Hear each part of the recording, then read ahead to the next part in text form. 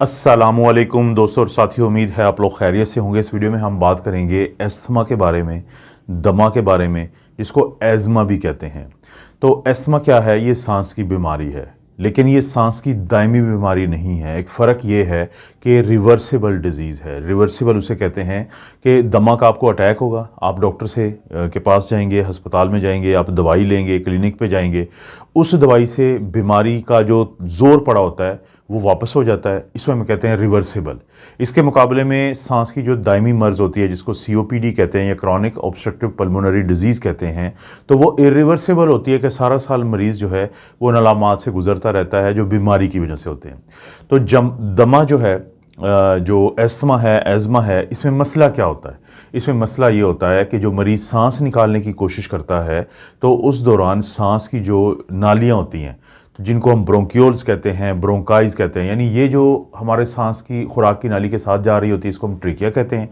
इसके नीचे छोटी नालियों का आगाज़ हो जाता है जिसको ब्रोंकाइज और ब्रोंक्यूल्स कहते हैं। तो दमा का मरीज़ जब सांस बाहर निकालने की कोशिश करता है तो मसला तब बनता है। सांस को अंदर ले जाने के अमल को हम कहते हैं एक्सपायरेशन, इंस्पायरेशन, इनका मतलब होता है अंदर, और सांस बाहर निकालने के अमल को हम कहते हैं एक्सपायरेशन। एक्स कहते हैं बाहर और स्पाइरल का मतलब होता है कि सांस लेने का अमल। तो ये लोग जो हैं, जो दमा के मरीज़ होते हैं, जब ये सांस बाहर निकालते हैं तो इनको रुकावट होती है, तकलीफ़ होती है। तो ये जो, लेकिन ये वजह क्या बनती है? देखें, बहुत सारे जो बच्चे होते हैं उनको आगाज़ होता है दमा के मरीज़ का, और इनमें से बदकिस्मती से कुछ ऐसे बच्चे होते हैं जिनकी फैमिलीज़ में पहले ही कोई ना कोई दमा का मरीज़ होता है, यानी कि जेनेटिक या जीनियाती तौर पे भी कुछ बच्चों को ये मसला बनता है। और उसके बाद आता है बहुत अहम किरदार, वो है एलर्जी का। बच्चे और नौजवान वो किसी न किसी ऐसी चीज़ से एलर्जी उनको होती है कि जिसकी वजह से उनका जो सांस की नालियां हैं इनमें बंदिश शुरू हो जाती है उस वक्त, ख़ास तौर पे जब ये सांस बाहर निकालते हैं। जैसे कि बाज़ औक़ात घरों में जो मिट्टी होती है, जो घरों में कालीन है या घरों में जो सोफ़ा है, उसका कोई फाइबर होगा, इन मिट्टी घर की या घर में जो कालीन वगैरह हैं, मैट्रेस हैं, उनके अंदर माइट्स होते हैं, उनके अंदर छोटे छोटे कोई कीड़े कह लें हम, आप ज़ुबान में हम यही कहेंगे, तो उनकी वजह से हो सकता है। बाज़ औक़ात जो जानवरों का फाजल मादा होता है, डेंडर जिसको कहते हैं, एनिमल डेंडर, तो वो सड़कों पे बिखरा पड़ा होता है। गाड़ी गुजरी, वो हवा में गया, एक बच्चा गुजरा, नौजवान गुजरा, वहाँ से उसने अपने अंदर सांस के अंदर लेके गया। जैसे ही वो सांस की नालियों में जाता है तो आपका इम्यून सिस्टम जो होता है हमारा, वो उसके ख़िलाफ़ जो इन्फ्लेमेशन करता है, तो फिर उसके बाद ये काम शुरू होता है जिससे सांस बाहर निकालते हुए सांस की तकलीफ़ होती है, जिसको हम एस्थमा कहते हैं। इसी तरह से बहुत सारे लोग जब चीखते चलाते हैं, बच्चे जब रोते हैं बहुत ज़्यादा, तो तब उनको अटैक हो जाता है। ये ट्रिगर होते हैं ये सारे। इसी तरह से जब सर्दी बहुत ज़्यादा होती है तो ये भी एक वजह बनती है कि उन लोगों को फिर एस्थमा का अटैक होता है। बहुत सारे लोग जब पार्क्स में जाते हैं तो वहाँ पे जो पौधे होते हैं उनका एक हिस्सा होता है जिसको हम पोलन्स कहते हैं। जैसे इस्लामाबाद जाने वाले लोग अक्सर जो है सांस की बीमारी का शिकार हो जाते हैं, या उनको ये ट्रिगर होता है सांस की तकलीफ़, क्योंकि वहाँ पर अब तो किसी हद तक कम है, लेकिन किसी दौर में तो बहुत ज़्यादा पोलन थे और पोलन की एलर्जी लोगों को होती थी। इसी तरह से कुछ लोग जो हैं वो जब बाहर निकलेंगे मार्केट्स में और उन्होंने फ़र्ज़ करें कि मास्क नहीं पहना हुआ, वहाँ पे बहुत ज़्यादा गर्दो गुबार है, वहाँ पे गाड़ियों का धुआं है, तो वो भी एक वजह बनती है कि जिससे दमा का जो मरीज़ है उसको अटैक हो जाता है। और बाज़ औक़ात जब आप किसी फैक्ट्री में काम करते हैं, कोई आपकी जॉब ऐसी है कि जहाँ पे केमिकल्स बहुत ज़्यादा होते हैं, तो उससे भी इंसान एलर्जिक होता है, तो जिसकी वजह से सांस की ये अचानक ही मसला शुरू हो जाएगा। और आमतौर पर वो लोग जिनको एलर्जी का मसला होता है तो उनको जल्द की एलर्जी भी होती है, जिसको हम एटोपिक डर्माटाइटिस या एक्जिमा कहते हैं, और उनको छींकें भी बहुत ज़्यादा आती है, जिसको हम एलर्जिक राइनाइटिस कहते हैं। और एक लोगों की तादाद ऐसी भी होती है जो एस्पिरिन की गोली, आप सबको पता है, इस नाम से वाकिफ़ हैं, जब वो लेते हैं तो उसके बाद उनको दमा का अटैक होता है या फिर ज़्यादा अटैक हो जाता है। तो ये मुख्तलिफ़ किस्म के ट्रिगर हैं। मतलब यह है कि आपके जिस्म में जब कोई ऐसी चीज़ बाहर से जाएगी जो आपका जो इम्यून या मुदाफ़ियती निज़ाम है वो उसके ख़िलाफ़ एक मज़ाहमत शुरू करेगा और एक इन्फ्लेमेशन कर देगा, और वो कहाँ पे होगी? सांस की नालियों में, क्योंकि आपने उस चीज़ को इनहेल किया है, आपने सांस के ज़रिए उस चीज़ को अंदर लेके गए हैं, जैसे पोलन है या डस्ट है। जैसे ही सांस की नालियों में सोजिश शुरू होगी, अब एक तो वहाँ पे रेशा ज़्यादा बनेगा, म्यूकस ज़्यादा बनेगी, तो वो सांस की नाली को बंद कर रही होगी। और जो सोजिश है ख़ुद में, वो भी एक वजह बनती है कि जो मसल्स होते हैं ये बेसिकली स्मूथ मसल्स होते हैं। जैसे कि अगर मैं अपने बाजू को उठाता हूँ तो ये स्केलेटल मसल है, मेरे कंट्रोल में है। लेकिन स्मूथ मसल वो होते हैं जो हमारे तो कंट्रोल में होते नहीं, लेकिन दिमाग के कंट्रोल में होते हैं। कि हम सांस ले रहे हैं, हमारा दिल धड़क रहा है, हमारे खाना जो है वो हज़म हो रहा है, तो हमारा जो स्टमक है वो भी अपनी हरकत करता है। तो स्मूथ मसल्स उनको कहते हैं। तो सांस की नालियाँ जो होती हैं, ब्रोंकाई और ब्रोंकियल्स, उनके जो स्मूथ मसल होते हैं, जब वो कॉन्ट्रैक्ट करते हैं, सिकुड़ते हैं, रेशा ज़्यादा बना हुआ होता है, खून की नाली फूली हुई होती है। क्योंकि किस वजह से? क्योंकि इम्यून सिस्टम कुछ ऐसी प्रोटीन पैदा करता है कि उस फॉरेन बॉडी या वो उस चीज़ के नतीजे में जो आपके बाहर से अंदर गई है, कि वहाँ पे फिर जब आप सांस बाहर निकालने की कोशिश करते हैं तो आपका सांस में बंदिश होती है, और इसे हम कहते हैं एस्थमा। अब एस्थमा का मरीज़ कैसे आता है अस्पताल में, या कैसे अलामात होंगी? बाज़ लोगों को खांसी शुरू हो जाती है, ख़ासतौर पे या रात को होती है या सुबह उठते ही उनको खांसी बहुत ज़्यादा शुरू हो जाती है। और बाज़ औक़ात लोगों को सांस की तकलीफ़ शुरू हो जाती है। बाज़ औक़ात उनको सीना जकड़ा हुआ महसूस होता है बहुत ज़्यादा, यानी ऐसे लगता है जैसे उनके सीने पे कोई बैठा है, क्योंकि सांस तो निकाल नहीं पा रहे। अगर आप इस बात को समझना चाहते हैं तो थोड़ी देर के लिए आप एक काम करें कि आप एक गिलास लें पानी का, उसमें स्ट्रॉ डालें और स्ट्रॉ से पानी को अंदर लेके जाएं और फिर रुक जाएं। उसके बाद आपको महसूस होगा कि आपको कितनी तकलीफ़ होती है, जैसे आप सांस बाहर नहीं निकालेंगे, आप बिल्कुल अपना सांस भी रोक लें। तो या फिर दूसरा ये होता है कि आप किसी गुब्बारे में हवा भरें और उसके बाद उसमें सांस अंदर लेके जाएं, लेकिन फिर जब बाहर निकालें तो वो गुब्बारा अगर भरा हुआ है तो आपको तकलीफ़ होगी सांस बाहर निकालते हुए। यानी जब सांस बाहर निकालते हुए एक्सपायरेशन के दौरान आप ना निकाल पाएँ तो कितनी तकलीफ़ होती है। तो इन मरीज़ों को ऐसे लगता है जैसे सीने पर कोई बैठा है, यानी खांसी है, सांस की तकलीफ़ है, ऐसे लगता है सीना जकड़ा हुआ है। ये अमूमी अलामात होती हैं, और भी ज़ाहिर है कुछ अलामात हो सकती हैं, लेकिन ये बड़ी अलामात हैं। इनके साथ फिर आप अपने डॉक्टर के पास जाते हैं तो डॉक्टर आपसे थोड़ा हिस्ट्री लेता है, पूछता है, लेकिन फिर वो हमारे पास जो स्टेथोस्कोप होती है, यानी जो टूटी कहते हैं जिसे डॉक्टर की, वो लगा के डॉक्टर फिर चेक करता है आपकी चेस्ट को। तो या तो हमें जकड़ाव मिलता है जिसको हम वीज़ कहते हैं या रोंकाई कहते हैं। वीज़ ये भी होता है कि सीटियों की आवाज़ आती है, अगर अटैक बहुत ज़्यादा हुआ तो जब ये डॉक्टर के पास जाते हैं या घर में ही होते हैं तो इनको आप खुद भी अपनी सांस के साथ बाहर निकालते हैं जब सांस को, तो सीटियों की आवाज़ आती है। तो डॉक्टर स्टेथ के ज़रिए दोनों तरफ आपके फेफड़ों को सुन के भी अंदाज़ा लगाता है कि आपके जो सीने में, फेफड़ों में सीटियों की आवाज़ें हैं, रोंकाई हैं।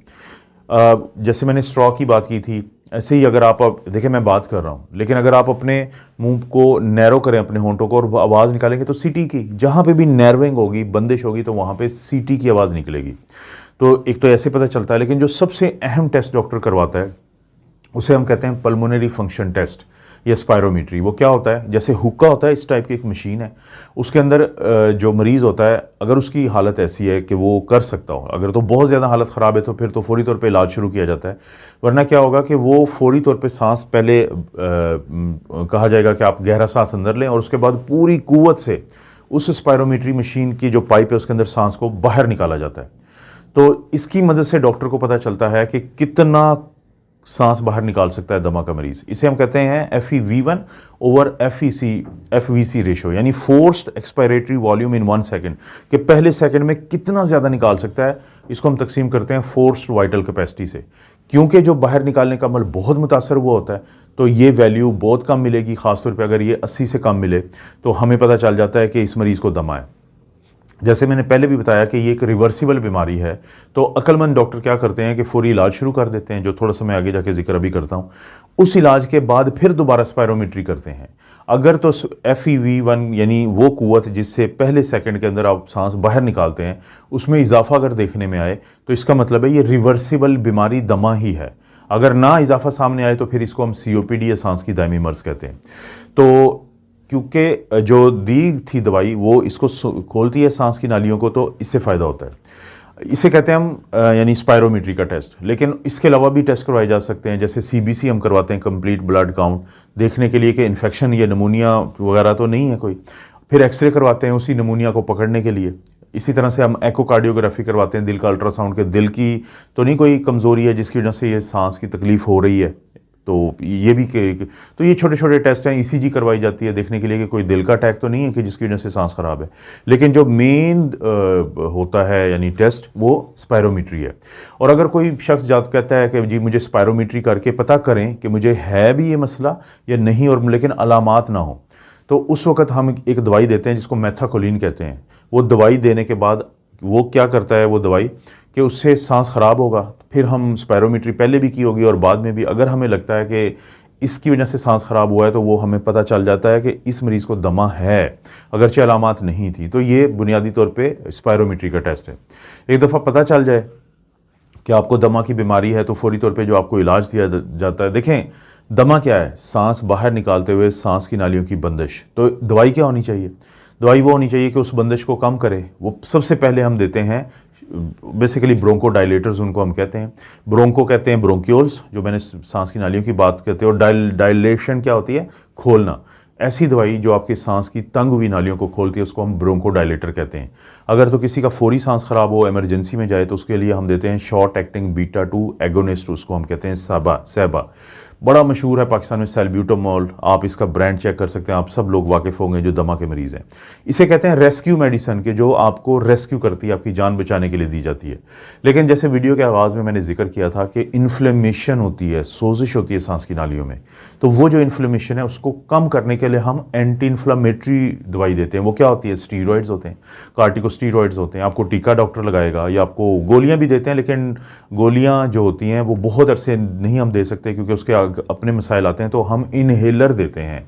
इनहेलर क्या होता है कि आप एक सांस की मदद से आप अंदर लेके जाएंगे, चाहे तो वो इनहेलर हो, चाहे वो पाउडर की शक्ल में आजकल आ रहे हैं, या नेबुलाइज़र जो मशीन होती है जिससे भाप बनती है और आप उसी दवाई को अंदर लेके जाते हैं।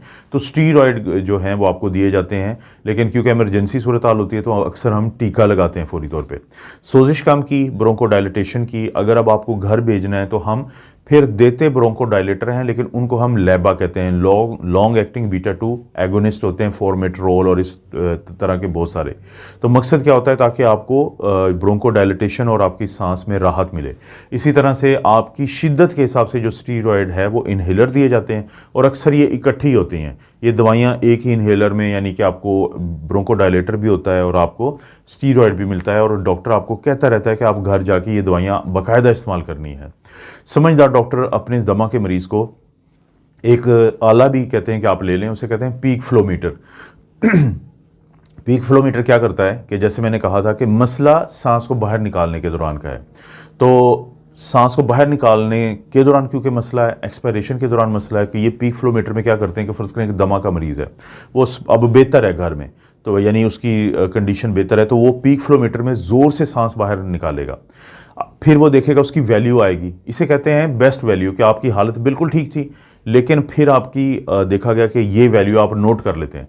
लेकिन जब मरीज़ को सांस की तकलीफ़ होने का डर होता है, मौसम ऐसा वो होता है, या फ़र्ज़ करें उसको कहीं बाहर जाना पड़ा है और हो सकता है गर्दो गुबार था, तो वो घर आके दोबारा अपना पीक फ्लोमीटर पे हवा मारेगा, सांस बाहर निकालेगा या निकालेगी, और फिर वैल्यू अगर लगता है कि वो कम है, वो जो नॉर्मल वैल्यू से कम आ रही है, तो फिर वो फौरी कोशिश करें, अपनी दवाई को भी बाकायदा इस्तेमाल करें, और अपने डॉक्टर से फौरी ज़रूर रब्ता करें कि मैं दमा का मरीज़ हूँ, मैं दमा की मरीज़ हूँ, मेरा जो बेस्ट वैल्यू होती है पीक फ्लोमीटर में वो ये होती है, लेकिन इस वक्त मेरी ये आ रही है, तो आप क्या तजवीज़ करते हैं, मुझे क्या क्या दवाइयाँ अभी फौरी शुरू कर देनी चाहिए ताकि मैं अटैक से बच जाऊँ, क्योंकि ये एक रिवर्सिबल बीमारी है।